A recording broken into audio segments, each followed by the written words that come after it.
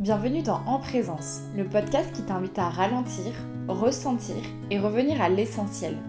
Je suis Mathilde et je t'accompagne avec douceur et en conscience sur le chemin de la guérison. Ici, je te parle avec le cœur de santé mentale, d'émotions, de système nerveux, de résilience, de reconnexion à soi et à la nature pour que tu puisses pleinement reprendre ton pouvoir intérieur et ainsi vivre une vie plus épanouie et plus sereine. Hello et bienvenue à toi dans ce 11e épisode de mon podcast En Présence et je me réjouis de te retrouver aujourd'hui pour parler d'un sujet qui est essentiel quand on parle de théorie polyvagale. Aujourd'hui, on va parler de neuroception. L'idée, c'est que cet épisode, il apporte une vraie plus-value à l'épisode 10 parce que tu vas mieux comprendre comment les différents états, donc l'état ventral, l'état sympathique ou l'état dorsal, se déclenchent dans ton corps. Et tout ça, c'est en lien direct avec la neuroception. Alors, qu'est-ce que ça cause ça encore? Sois rassuré, on va tout détailler dans cet épisode. Et là encore, je vais essayer de rester la plus compréhensible possible pour te transmettre ces notions qui sont si essentielles et qui vont te permettre de pouvoir reprendre le pouvoir sur l'expérience et de pouvoir renégocier tes expériences passées. Mais avant de commencer l'épisode, j'ai envie de te poser quelques questions. Est-ce que toi aussi, ça t'arrive d'avoir des pensées négatives, même de te créer des scénarios catastrophes dans ta tête et que tu sais bien que ce scénario catastrophe, il génère en toi une certaine anxiété, un cœur qui bat plus vite, des mains qui deviennent moites, tu as un coup de chaud et généralement, tu te dis que tu es la seule à vivre ce genre de choses et que les gens autour de toi, ils sont beaucoup plus posés, qu'ils n'imaginent pas tous ces scénarios catastrophes. Je te rassure, tu n'es pas seule. J'ai vécu aussi ce genre de situation un nombre de fois incalculable. Et tout comme toi, aujourd'hui, j'imagine que tu as déjà entendu de tes proches du style « Mais arrête de toujours penser au pire. Pourquoi toujours imaginer le pire? Tu te fais vraiment du mal pour rien. » Ou encore « Oh là là, mais là, franchement, j'aimerais pas être dans ta tête. » Celle-là, j'avoue, elle fait mal. Je l'ai déjà entendue plusieurs fois par des proches et notamment des membres de la famille. Et franchement, cette phrase-là, elle est assez blessante et surtout, elle n'accueille pas l'expérience et au contraire même, elle juge l'expérience. Et du coup, ça c'est très compliqué quand on est à la recherche de sécurité de vivre ce genre de choses parce que justement, tu vas voir que ça déclenche encore une fois dans ton corps tout un tas de sensations qui vont déclencher un état et puis une histoire que tu vas te raconter. La neuroception, c'est vraiment un processus inconscient qui scrute en permanence l'environnement à la recherche de signaux de sécurité, de danger ou de danger de mort. Ce mécanisme naturel, il précède et influence nos réactions émotionnelles et physiologiques. Donc physiologiques, ce sont les réactions du corps, comme le cœur qui bat plus vite, la transpiration, l'ouïe qui s'affine, etc. Ça, ce sont les réactions physiologiques. Puis les réactions émotionnelles, tu les connais, c'est la peur, la tristesse, l'inquiétude, le désarroi, la panique, la colère, etc., etc. La neuroception, elle offre une voie directe vers les 3 états du système nerveux, donc l'état ventral, l'état sympathique ou l'état dorsal. Et comment elle offre cette voie directe? En scrutant l'environnement par le biais de nos 5 sens. Ce que je vois, ce que j'entends, ce que je sens, ce que je touche. Et la neuroception, elle capte si je suis en sécurité, en danger ou en danger de mort à partir de ces 5 sens et à partir de ce qu'elle va capter à travers les 5 sens. Et en fonction de l'information qui a été transmise, un des 3 états polyvagales va donc être activé, déclenchant derrière lui les réactions, les émotions et les pensées en corrélation avec l'état même de ton système nerveux. C'est-à-dire en fonction de si tu es dans ton ventral, dans ton sympathique ou dans ton dorsal. Comme le dit très bien Deb Dana, une praticienne renommée dans le milieu de la théorie polyvagale, l'histoire suit l'état. Donc finalement, c'est pas l'histoire que je me raconte qui me fait basculer dans l'anxiété, mais plutôt mon état nerveux qui génère une histoire qui va ensuite générer des réactions émotionnelles ou des réactions physiologiques. Et je dirais même des réactions physiologiques parce que généralement, quand il y a une histoire qui est en train de se créer dans ton inconscient, il y a toute cette part de réaction émotionnelle et de réaction physiologique qui s'enclenche. Et l'histoire suit l'état, c'est vraiment une phrase à engrammé dans ton conscient. Parce que quand on souffre d'anxiété, on se dit tout le temps qu'il faut qu'on aille soigner la tête parce que c'est dans ma tête que ça va pas. En réalité, oui, l'histoire, elle est dans ta tête. Mais l'état, où est-ce qu'il se situe? Il se situe dans ton corps. Donc c'est pas forcément que ta tête qu'il faut aller accompagner et soutenir. C'est avant tout d'aller soutenir ton corps, d'aller soutenir les sensations corporelles, d'aller soutenir cette neuroception de sécurité pour qu'ensuite s'enclenche une histoire positive, une histoire où c'est sûr, où c'est optimiste, où tu sais que tu vas réussir, où tu as confiance en toi, etc., etc. Et les pensées anxieuses, elles sont généralement pas la première cause de l'anxiété. C'est plutôt même une conséquence d'un des différents états du système nerveux. Parce que selon l'état dans lequel tu te situes, et cet état il est issu d'une neuroception de danger qui va influencer la nature de tes pensées. Donc bien évidemment, quand tu es dans un état de sécurité, qui est relié à l'état vagal ventral, les pensées elles sont souvent positives, optimistes, confiantes, bienveillantes, empathiques, etc. Alors qu'en revanche, si ton état sympathique ou ton état dorsal, donc soit l'état de défense, soit l'état d'effondrement sont enclenchés, ce sont des pensées négatives, des pensées craintives, des pensées catastrophées qui vont survenir dans ton cerveau. Donc en fait, les pensées aussi, elles sont très liées avec l'état de ton système nerveux. Et c'est là où parfois je trouve que le développement personnel, il a ses limites. Parce que dans le développement personnel, on nous dit qu'il faut que tu penses positif pour attirer positif, la pensée positive, c'est hyper important, etc., etc. Oui, je suis d'accord. Je suis d'accord parce que dans un principe d'attraction, oui, le positif attire le positif. Donc ça, ok. Par contre, il faut que tu penses positif. Là, je suis pas d'accord. Si tout le monde, si toutes les personnes qui pensent négative avaient juste besoin d'entendre cette phrase pour pouvoir penser positif et changer leur réalité, ça se saurait. La problématique, c'est que justement, leur pensée est en cohérence avec l'état dans lequel le corps se situe, avec l'état dans lequel le système nerveux se situe. Bien évidemment que si la personne, elle ne ressent pas de sécurité, mais qu'elle se sent en permanence en danger, c'est compliqué d'avoir des pensées positives. Donc là, on arrive sur une limite très claire du développement personnel et une limite qui est hyper culpabilisante parce que les personnes à qui on dit faut penser positif, vas-y, faut que tu penses positif, etc. et qui n'y arrivent pas, on les met en situation d'échec. Et la situation d'échec peut déclencher un état sympathique ou un état dorsal. Parce que si je suis face à de l'échec, peut-être que je peux me sentir nulle, peut-être que j'ai honte de moi, et la honte, elle est très corrélée avec mon état dorsal. Et donc, je réenclenche ces pensées négatives liées à mon état dorsal. Donc, je fais que nourrir le problème en disant il faut que tu penses positif. Donc, si toi, tu fais partie de ces personnes qui utilisent souvent cette phrase pour encourager tes proches, je t'invite à l'utiliser un peu moins souvent et à être vraiment à l'écoute de ce que te dit la personne en face de toi. Parce que là, on n'est pas sur une question de volonté. On est vraiment sur une question de toute manière, dans l'état dans lequel je me situe, mon système nerveux crée des scénarios catastrophes. Parce que justement, j'arrive pas à aller dans cet état de sécurité. L'état de sécurité qui me permet d'être optimiste et de penser positif. Et les schémas de neuroception, ils se construisent très tôt dans la vie, dès l'enfance. Et ils se construisent à travers l'ensemble des expériences que tu vis avec ton entourage proche et notamment avec les figures d'attachement. Figures d'attachement, on peut parler des parents, des éducateurs, d'une nourrice, de professeurs, d'enseignants, etc. Ce sont des figures d'attachement. Et ces schémas sont des représentations inconscientes que l'enfant se forge pour interpréter son environnement en termes de sécurité ou de menace. Et donc, c'est à partir des interactions que l'enfant a avec les figures d'attachement que le système nerveux autonome va calibrer son propre langage de ce qui est sûr ou de ce qui est menaçant. C'est pour ça que c'est très personnel.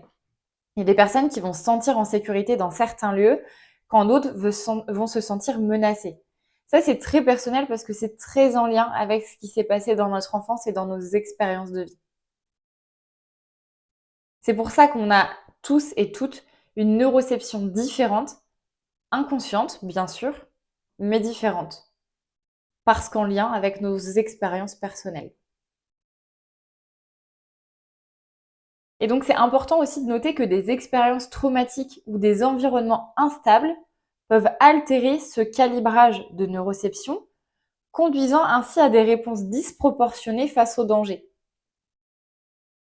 Dans des réponses disproportionnées face au danger, ça peut être par exemple des personnes qui, quand ça sonne chez elles, sont dans un état de panique et sont à la limite de la crise d'angoisse.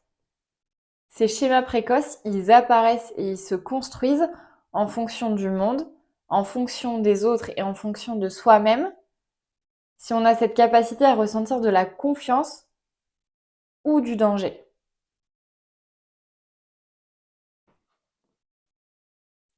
Ils s'élaborent en fonction de la qualité aussi des soins reçus, les soins qu'on reçoit dans l'enfance, de la régulation aussi émotionnelle que les adultes autour de moi ont pu offrir à l'enfant que j'étais, et de la constance des interactions que j'ai pu avoir avec des figures d'attachement sécures. Donc, par exemple, un enfant qui grandit dans un environnement stable et chaleureux, il développera plus facilement son schéma de sécurité, améliorant ainsi sa capacité à s'ouvrir et à réguler naturellement ses émotions. Là où inversement, un enfant qui a été exposé à des expériences de menace, d'instabilité ou de rejet va développer des schémas d'alerte et de défense qui vont orienter plus facilement son système vers la vigilance, la peur ou le retrait. Donc, le foyer dans lequel on a grandi, l'environnement dans lequel on a grandi et les figures autour de nous avec lesquelles on a grandi, donc nos figures d'attachement, en fonction aussi du niveau de régulation des figures d'attachement, on a un schéma de neuroception plus ou moins bien développé, et ce schéma de neuroception notamment en lien avec la sécurité, parce que in fine, ce qu'on a envie de développer, c'est ce schéma de neuroception de sécurité pour que la voie vagale ventrale puisse petit à petit se développer. Parce que dans l'épisode 10, donc dans l'épisode qui est sorti à 15 jours, j'ai développé les 3 états du système nerveux et je vous ai dit que l'état dorsal, c'était l'état le plus archaïque, le plus ancien.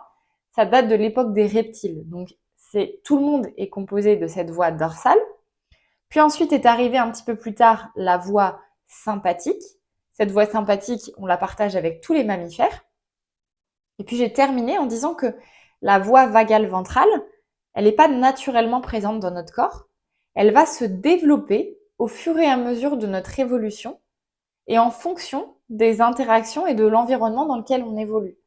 Si on évolue dans un environnement sécure, avec des interactions sécures, avec des figures d'attachement régulées qui sont en capacité de venir co-réguler l'enfant, alors on va développer cette voie vagale ventrale. Et c'est aussi pour ça qu'à l'heure actuelle, je vous fais travailler sur vos expériences, sur votre environnement, à travers notamment des pratiques par exemple d'orientation, et aussi que je vous fais travailler avec des figures d'attachement, parce que tout ça, ça va permettre à votre voie vagale ventrale de se développer ou de s'entretenir. Et ça permet aussi de développer une neuroception de sécurité qui est peut-être plus fine et plus aiguisée qu'elle ne l'était avant qu'on commence le travail somatique. Si on prend mon exemple personnel, donc moi j'ai grandi dans un foyer très aimant. Euh, Par contre, on ne peut pas dire que c'était un foyer stable, dans le sens où j'ai une maman qui est souffrante, qui a été hospitalisée et opérée à de nombreuses reprises. Donc, elle était souvent hospitalisée sur des semaines, voire des mois entiers.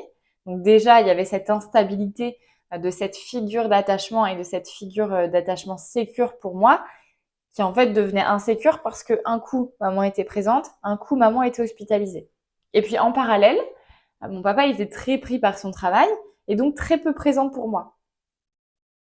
Et donc j'ai pas forcément eu le soutien et la présence nécessaires dans l'enfance pour développer cette neuroception de sécurité. Et puis on le sait également et on en a parlé dans l'épisode 10, une personne qui a des problèmes de santé, elle n'est pas peu connectée à son ventral. Le ventral, c'est l'état où la guérison est possible. Bien souvent, chez une personne qui souffre, il y a beaucoup de sympathique, voire même beaucoup de dorsal. Donc, ce qui veut dire que ma maman, avec ses problèmes de santé, elle n'était pas en capacité de me réguler parce qu'elle-même, elle n'était pas dans son état ventral. Et on le verra dans un prochain épisode. Pour un enfant, le parent, il est indispensable justement dans ce principe de co-régulation. Le parent, c'est une figure d'attachement qui a cette capacité à co-réguler l'enfant. Et c'est même pas une capacité c'est presque un devoir parce que l'enfant sans co-régulation, il ne peut pas survivre. Et on le sait, un enfant, un nourrisson, il ne peut pas survivre sans son parent. C'est aussi pour ça que selon les histoires de chacun et de chacune, quand il y a eu la disparition ou l'éloignement d'un des deux parents, bien sûr que ça crée une faille dans le système. Bien sûr qu'il y a un manque de co-régulation et que là, la neuroception de danger est beaucoup plus activée que la neuroception de sécurité. Et là encore, aucune culpabilité pour nos parents parce qu'ils ont fait ce qu'ils ont pu, avec ce qu'ils avaient à l'instant T, avec la capacité nerveuse qu'ils avaient, avec l'éducation qu'ils ont reçue, avec l'envie aussi et l'élan de faire les choses. Et un parent, il fait toujours du mieux qu'il peut, selon sa fenêtre de capacité, justement. Mais heureusement, ces schémas, ils sont plastiques. Et ces schémas, quand on dit qu'ils sont plastiques, c'est qu'ils sont modifiables. Bien qu'ils soient profondément ancrés, ils peuvent évoluer grâce à des nouvelles expériences relationnelles et émotionnelles qui vont venir recalibrer le système nerveux et donc recalibrer le principe de neuroception. Et cette plasticité, elle offre une grande opportunité pour les enfants comme pour les adultes. Parce que par exemple, un enfant qui a vécu des temps d'insécurité peut progressivement percevoir un environnement plus sûr grâce à des relations sécurisantes, fiables et empathiques. Et c'est aussi pour ça que quand j'ai nommé les figures d'attachement, j'ai parlé des parents, mais j'ai aussi parlé de la nourrice, j'ai aussi parlé des enseignants, des instits, parce que eux aussi sont des figures qui peuvent offrir la sécurité, la fiabilité et la stabilité à un enfant. Parce que si dans le système familial, il y a peut-être une défaillance dans le couple parental, eh ben, la maîtresse peut offrir cette relation sécurisante. Et donc, elle peut permettre de développer ce principe de neuroception de sécurité. Et donc, encourager la voie vagale ventrale à se développer elle aussi. C'est pour ça que le rôle de l'adulte, il est essentiel pour offrir un cadre affectif stable, une écoute bienveillante et des réponses adaptées aux besoins émotionnels de l'enfant. Et ça, c'est des découvertes majeures qu'on a fait ces dernières années. Il y a beaucoup de thérapies, que ce soit Stéphane Porges, Peter Levine, etc. Ils insistent vraiment sur le rôle des adultes, en fait, vis-à-vis d'un enfant. Et donc, si on prend l'image de notre société aujourd'hui, une société plutôt violente, menaçante, insécure, on ne peut pas dire qu'il y a une neuroception de sécurité qui règne. On ne peut pas dire que l'état ventral, il est facile pour tout le monde. Donc, si on veut changer le monde, c'est déjà en se changeant soi, pour être un bon parent pour son enfant, pour que l'enfant puisse développer au maximum sa sécurité intérieure et donc sa voie vagale ventrale. Et le travail que tu fais aujourd'hui sur toi, c'est un travail qui permettra à tes enfants de mieux évoluer en fait, d'évoluer plus facilement, d'évoluer avec plus de sécurité et donc devenir un bon adulte. Quand je dis bon adulte, c'est un adulte justement avec les qualités du ventral. Et donc si t'es parent et que tu m'écoutes dans cet épisode, j'imagine que tu vois déjà des situations où tu te dis oh là là, mais en fait, j'ai pas fait les choses bien. Alors déjà, pas de culpabilité, parce que tu as fait du mieux que tu pouvais. Et ces notions-là, elles ont justement pour objectif d'augmenter ton savoir, d'augmenter ta connaissance, pour justement que tu puisses réajuster ce que tu offres à ton enfant. Si je peux te donner quelques conseils pratiques qui sont aussi tirés des lectures que j'ai pu avoir sur le sujet, c'est que pour accompagner un développement sain de la neuroception chez l'enfant, les parents ils peuvent offrir un environnement prévisible, calme et rassurant. C'est par exemple, quand on dit un environnement prévisible, c'est par exemple dire à un enfant, le matin, bah là, je vais prendre ma douche. Et puis après avoir pris ma douche, on partira faire les courses tous les deux. Et même si l'enfant, il a que quelques mois, en fait. C'est aussi au moment où on remet l'enfant dans sa poussette, de lui dire, bah là, on s'en va de chez papy et mamie. Je vais te remettre dans la voiture, on va rentrer à la maison. Et on a l'impression que les enfants, ils comprennent pas. Mais bien évidemment que si. Leur neuroception capte l'information et capte qu'il y a de la sécurité à ce moment-là. Là où si on leur dit rien, d'être ballotté d'une poussette au bras à la voiture, etc., ça peut être insécure, ça peut être menaçant pour eux. Donc juste de dire les choses, d'être prévisible. Ça peut être aussi d'être attentif aux signaux corporels de l'enfant pour détecter et l'aider à co-réguler ses états émotionnels. S'il y a des tensions, des pleurs, des crispations, une forme de fermeture aussi dans le corps. Tout ça, c'est des signaux qui vous permettent de savoir, bah tiens, est-ce qu'il est dans son dorsal, dans son sympathique, dans son ventral? Et qu'est-ce que je peux lui offrir? Est-ce que je peux être un bon container pour mon enfant pour qu'il puisse vivre cette expérience avec le plus de sécurité possible? C'est aussi de favoriser le jeu, la spontanéité et l'expression émotionnelle libre, parce que ça aussi, ce sont des outils de régulation et d'exploration. Et le jeu, c'est un état mixte entre mon ventral et mon sympathique. Donc, quand je joue, je suis en train d'enclencher cet état mixte et de lui faire découvrir que bah, il y a une autre voie, il y a la voie sympathique, mais il y a aussi cette voie ventrale. Et donc d'entretenir le développement de la voie ventrale. Puis un conseil aussi très important, c'est d'apprendre aussi à se réguler soi-même en tant que parent, parce que l'enfant, il perçoit inconsciemment tous les états affectifs des adultes. C'est pour ça que la neuroception, c'est inconscient, mais c'est hyper pertinent et hyper puissant. C'est qu'une personne, quand elle rentre dans une pièce, votre neuroception est capable de savoir dans quel mode, dans quel état de son système nerveux elle est. Et puis bien évidemment, de chercher des professionnels soutenants s'il y a des troubles sévères ou des traumatismes qui sont présents chez l'enfant. Parce que être un bon parent, c'est être aussi en capacité de voir ses propres limites et de savoir que là, l'enfant a besoin d'aide et qu'on n'est peut-être pas la personne en capacité d'aider son enfant. Mais ce qu'il faut retenir jusqu'ici, c'est que tout se renégocie, vraiment. Et tout se renégocie notamment avec un travail corporel. Puisqu'on l'a dit, la neuroception, elle se passe dans le corps. Donc si on veut renégocier ces expériences-là, il va falloir qu'on aille travailler le corps. Parce que si la neuroception, elle communique avec nous via nos 5 sens, alors ça voudrait dire qu'en étant à l'écoute de notre corps, on pourrait avoir des informations sur l'état dans lequel on se trouve, avant même que les pensées et les émotions, elles arrivent. Donc on pourrait en quelque sorte reprendre le contrôle sur l'expérience. Et c'est pour une de ces raisons, et c'est donc une des raisons pour lesquelles je vous invite au quotidien à revenir à votre corps. Parce que plus on essaie de l'écouter, plus on commence à comprendre nos états. Et donc on commence à reprendre le pouvoir sur l'expérience émotionnelle et physiologique qui suit justement cet état. Typiquement là, à cet instant, je peux sentir que mon rythme cardiaque, il est plutôt modéré. Je peux sentir que mon ventre, il est détendu. Il y a une légère tension au niveau de mon plexus solaire, au niveau vraiment de mon diaphragme.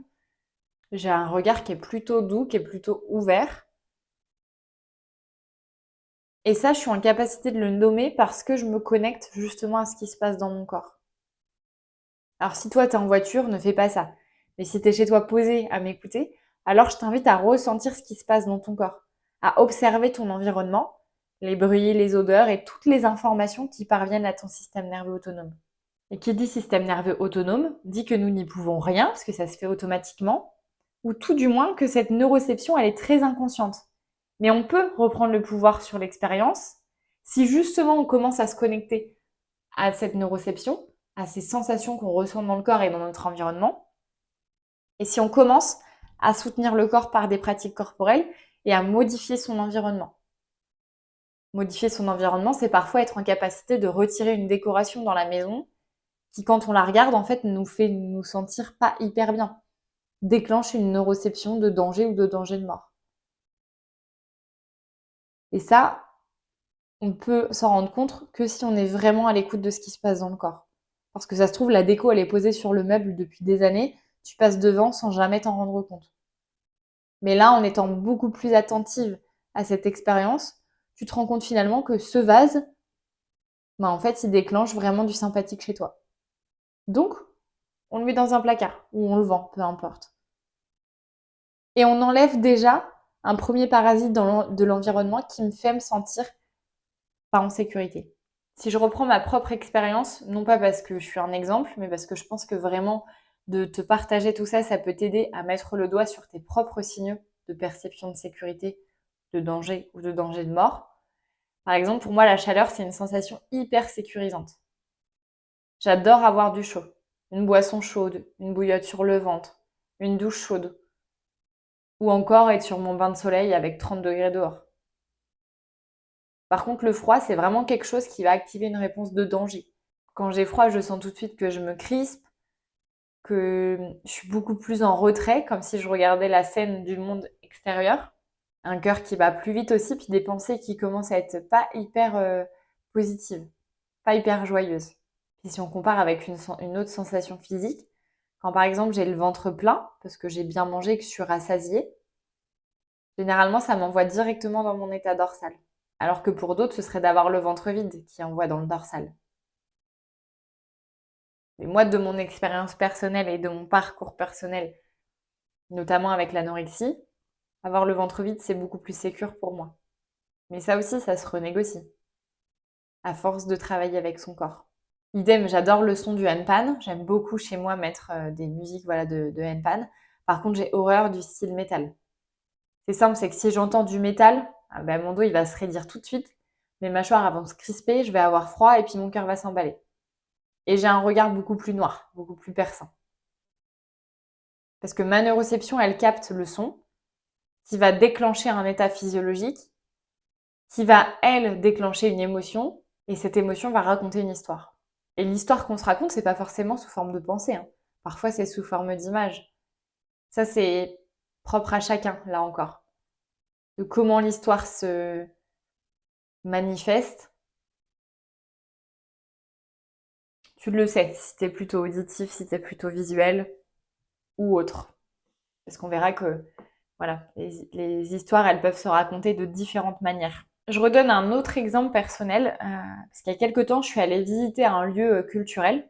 Et durant la visite, on descendait dans une genre de cave, donc une immense pièce avec des pierres apparentes, assez sombre du coup, parce que bon, une cave, vous vous doutez bien qu'on est sous le sol du coup. Il faisait assez froid, les sons résonnaient beaucoup dans cette pièce parce qu'il n'y avait pas grand-chose. Et jusque-là, rien de très inquiétant. Je savais foncièrement que j'étais dans une visite culturelle, que c'était une cave, voilà, qu'on était à tel endroit, tel jour, telle heure. Puis il y a une personne à l'extérieur de la cave qui a commencé à s'énerver contre ses amis. Donc vous imaginez bien quelqu'un qui s'énerve à la porte de la cave, bah ça fait vraiment résonance dans toute la cave. Et moi à ce moment-là, je remontais l'escalier pour sortir. Donc forcément, je suis passée devant eux, qui étaient toujours en train de se prendre la tête. Et cette situation-là, chez moi, elle a déclenché une réponse de figement, comme si c'était moi qui étais dans l'histoire, en fait. Comme si c'était moi qui me faisais engueuler. Donc j'ai eu les jambes coupées, le cœur qui s'est très vite accéléré, la sensation aussi de m'être rétrécie, d'avoir de nouveau 3 ans, là, et de pas pouvoir me débattre et me défendre.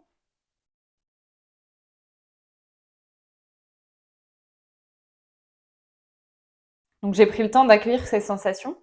Et puis naturellement, il m'a fallu quelques secondes, suivant cette scène, pour que mes jambes se mettent à trembler fort. Mais vraiment trembler, trembler. Et ce tremblement, si j'avais pas eu la connaissance de toutes ces notions du système nerveux, potentiellement ça aurait pu m'inquiéter. Mais en fait, c'était simplement une décharge de mon système nerveux autonome. Parce qu'il venait d'être activé très fort, puisqu'il y a eu ce figement, donc un état mixte entre le sympathique et le dorsal. Il y a eu une neuroception de danger plus qui s'est enclenchée. Et donc, une fois le danger passé, quand on s'est éloigné de la scène, mon système a déchargé. Et il a déchargé par des tremblements. Et ça, c'est très animal, hein. Vous le voyez très bien aussi avec les chiens ou avec les chats. Quand il y a une bagarre entre deux chiens, vous récupérez votre chien, soit il tremble, soit il va avoir envie d'aller se poser par terre et au soleil et de se recharger. Les animaux le font très très bien. Nous, en tant qu'humains, bien souvent, on oublie de décharger. Donc c'est aussi ça, hein, tout le travail somatique, c'est d'apprendre à décharger les charges émotionnelles qui sont engrammées dans mon corps. Et observer tous ces signaux corporels, ce qui équivaut à de l'interoception. L'interoception, c'est cette connexion avec ce qui se passe à l'intérieur de moi, cette prise de conscience de mes sensations. Elle permet de mieux comprendre son système nerveux et donc ses différents états. Et de pouvoir plus facilement cartographier son système nerveux. Parce que oui, il y a des choses de manière générale qui sont dans le ventral, qui sont dans le sympathique, qui sont dans le dorsal. Ça, on l'a détaillé du coup dans l'épisode 10. Et je te renvoie vers cet épisode si tu ne l'as pas écouté. Et puis après, en fonction de chacun, on va venir affiner cette cartographie. Parce que là encore, on a des expériences tous très personnelles vis-à-vis de cette neuroception. Donc bien que la neuroception, elle soit inconsciente, il est tout à fait possible de travailler afin de modifier et d'affiner cette neuroception. On l'a vu juste avant, grâce justement à cette neuroplasticité où on sait que tout se renégocie. Et la renégociation, elle se passe pas du haut vers le bas, mais bien du bas vers le haut. Donc c'est pas de la tête vers le corps, mais bien du corps vers la tête. Et on l'a compris dans cet épisode, la neuroception, elle capte les signaux de sécurité, de danger ou de danger de mort grâce aux 5 sens. Donc mon odorat, mon ouïe, ma vue, mon toucher. Et ces 5 sens vont déclencher un état de mon système nerveux, cet état va ensuite déclencher des pensées en réponse justement à cette neuroception. Donc si ça passe d'abord par le corps avant de remonter à la tête, ça sert à rien de vouloir passer par la tête pour retrouver de la sécurité. Va falloir faire le même chemin. On va d'abord passer par le corps pour que ça remonte ensuite à la tête. C'est ce que je vous disais tout à l'heure, hein, la pensée positive, on l'a tous et toutes déjà essayé. Ça peut marcher, mais ça marche pas à tous les coups. Parce que l'histoire suit l'état. Si tu es dans un état sympathique ou dorsal, je te mets au défi de penser positif. Tu vas voir que les pensées négatives vont crier beaucoup plus fort que les pensées positives. Et plutôt que de s'auto-persuader que tout va bien, et c'est simplement de faire sentir à ton corps que tout va bien. Et donc là, tu me vois arriver avec mes gros sabots. Ça passe forcément par un travail corporel. Revenir au corps, sentir son corps, sentir les sensations dans le corps et agir en fonction de cette interoception. Voilà la clé pour aller travailler l'anxiété. Et ça, c'est tout ce qu'on voit en séance. C'est tout ce qu'on voit dans mes accompagnements. C'est justement tout ce travail corporel et cette reliance entre mon corps et mon esprit, mon corps et ma tête. Et donc oui, on va revisiter les sensations dans le corps, on va revisiter les expériences, on va revisiter les émotions, on revisite aussi les pensées. Parce que tout ça, ce sont des indices qui nous permettent d'aller travailler le système nerveux et de venir le sécuriser là où il ressent de l'insécurité. Et avec la neuroception, on comprend plein de choses. Et clairement, en ayant cette conscience de cette notion, mon quotidien, il a commencé à changer. Parce que j'étais beaucoup plus consciente de mon environnement, beaucoup plus consciente des personnes que je côtoyais et beaucoup plus consciente de ce qui se passait dans mon corps. Et donc, en faisant plus attention à tout ça, on veille à mettre des signaux de sécurité un peu partout pour que justement la neuroception, elle capte plus de sécurité que de danger. Donc c'est pour ça, par exemple, que chez moi, il y a beaucoup de plantes, parce que les plantes, c'est vraiment quelque chose qui est hyper apaisant pour moi, hyper sécurisant. Donc il y a des plantes à la maison, il y a souvent des diffusions d'huile essentielle, parce que pareil, les odeurs me transportent beaucoup. Là où certaines me font me sentir en insécurité, les huiles essentielles, et notamment certaines huiles essentielles, me font vraiment me sentir en sécurité. Comme si j'étais enveloppée, comme si j'étais coucounée. Alors j'imagine que, avec tout ce que je viens de te dire aujourd'hui, tu te demandes comment tu vas bien pouvoir faire ce travail, comment tu vas pouvoir renégocier l'expérience. Je sais aussi que tu aimerais que je te donne des clés concrètes maintenant, mais non, on va titrer l'expérience. Aujourd'hui, tu as appris ce qu'était la neuroception, et cet épisode, il fait une suite logique à l'épisode 10, où je te parle de théorie polyvagale. Et dans le prochain épisode, on verra comment venir travailler sa neuroception de sécurité, comment renégocier certaines expériences, comment se reconnecter au corps et comment réguler le système nerveux autonome lorsqu'un état nerveux est déclenché, ventral, sympathique ou dorsal. D'ici le prochain épisode, je t'invite vraiment à commencer ou à continuer de te connecter à tes sensations. Tu peux déjà te demander régulièrement dans la journée qu'est-ce que je ressens. Est-ce qu'il y a des tensions dans mon corps? Est-ce que j'ai froid? Est-ce que j'ai chaud? Est-ce que j'ai une envie particulière? Envie d'aller faire pipi, envie d'aller boire de l'eau, envie de prendre l'air? Comment tu te sens aussi quand tu es en contact de telle ou telle personne? Et commence déjà à te questionner consciemment sur ce que tu ressens et sur ce qui se passe dans ton corps. Au début, je sais que ça peut paraître difficile, voire que ça se trouve, tu vas pas forcément ressentir quelque chose. Bah, si c'est neutre, c'est déjà une information. Parce que ça veut dire que ça ne déclenche pas la neuroception de danger. Mais que ça ne déclenche pas non plus cette neuroception de sécurité. Donc petit à petit, voilà, on débroussaille un peu le chemin. On essaye voilà, de se frayer un chemin parmi tout ça et de partir à la rencontre de soi-même. Et ça, c'est un vrai cadeau que tu te fais. Et c'est OK que ça prenne du temps. Effectivement, le travail du système nerveux et le travail sur l'anxiété, c'est long, c'est fastidieux parfois, c'est pas toujours confortable, mais par contre, c'est game changer. Et je suis passée par là. Et je peux te le dire, aujourd'hui, ma réalité, elle est tout autre. Donc, plus tu vas essayer de ressentir, plus la connexion avec ton corps va se réétablir, mais step by step. J'espère que cet épisode t'a plu. J'espère que tu auras pu comprendre le principe de neuroception. N'hésite pas à me partager ton retour sur Instagram. Je serai ravie de pouvoir échanger avec toi. N'hésite pas aussi à partager l'épisode autour de toi. Peut-être que dans ton entourage, il y a des personnes qui travaillent avec des enfants. Peut-être qu'il y a des personnes qui sont parents. Peut-être aussi qu'il y a des personnes qui ont besoin de comprendre ce qui se passe dans leur tête. Et ben cet épisode, ça va aussi leur permettre de se rendre compte que ce qui se passe dans la tête, en réalité, ça suit tout simplement le cours de l'histoire de ce qui se passe dans le corps. Donc voilà, si toi aussi tu as envie de semer des graines de conscience autour de toi, je t'invite à envoyer cet épisode de podcast ou le partager tout simplement sur les réseaux sociaux. Je serais ravie aussi de te repartager si tu publies le podcast en story. Et puis moi, je te dis à très vite dans un prochain épisode. D'ici là, prends soin de toi, connecte-toi à toi et reste en présence.